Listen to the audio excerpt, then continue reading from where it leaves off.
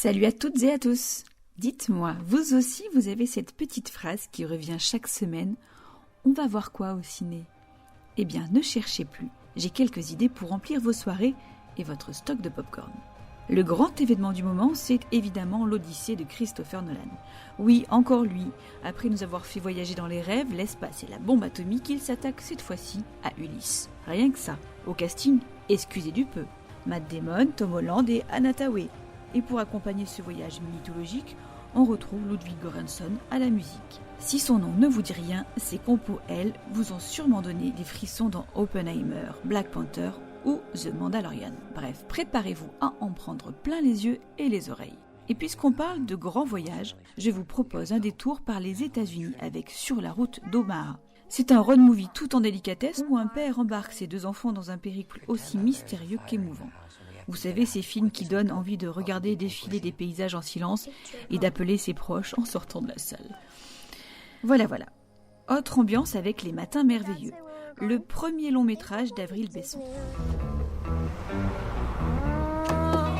Vas-y, prends tes affaires et suis-moi. On dort pas dans une Clio, quoi. Tu viens faire quoi, cavalière? Je dois livrer un colis. La poste, tu connais pas? Je suis la petite fille d'Elisabeth Gastin. Charlie? Pardon, mais dis tout, c'est lui. Vous connaissez ma mère? Une histoire sensible sur les liens familiaux, les nouveaux départs et ces petits instants qui changent une vie. Une réalisatrice à suivre de près. D'ailleurs, le Centre national du cinéma lui consacre un joli portrait cette semaine. Il y a une sortie qui risque de faire parler, I Want You Sex de Greg Araki. Rien que le titre attire l'œil. Fidèle à son style, le réalisateur américain signe un thriller psychologique où désir, manipulation et faux semblants s'entremêlent. Avec Olivia Wilde et Cooper Hoffman. Ça promet d'être l'un des films les plus commentés à la fin du mois. Les amateurs de cinéma français ne sont pas oubliés. Le Triangle d'or d'Hélène Rosselier-Ruiz nous entraîne dans un polar contemporain où une jeune femme se retrouve prise dans un trafic international. Une proposition assez costaud portée par une nouvelle génération de comédiens.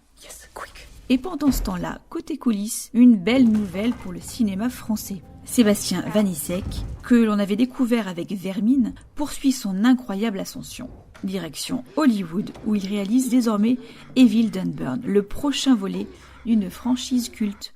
Comme quoi, on peut commencer avec des araignées dans un immeuble parisien et finir avec des démons américains. Le cinéma réserve décidément de sacrées surprises. Bon, vous hésitez encore entre la climatisation du multiplex ou la chaleur de votre canapé ? Je crois que le cinéma vient de remporter un point.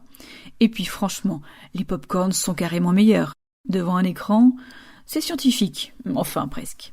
Allez, je vous souhaite une belle séance, de belles émotions et surtout, de belles histoires à partager. À très vite.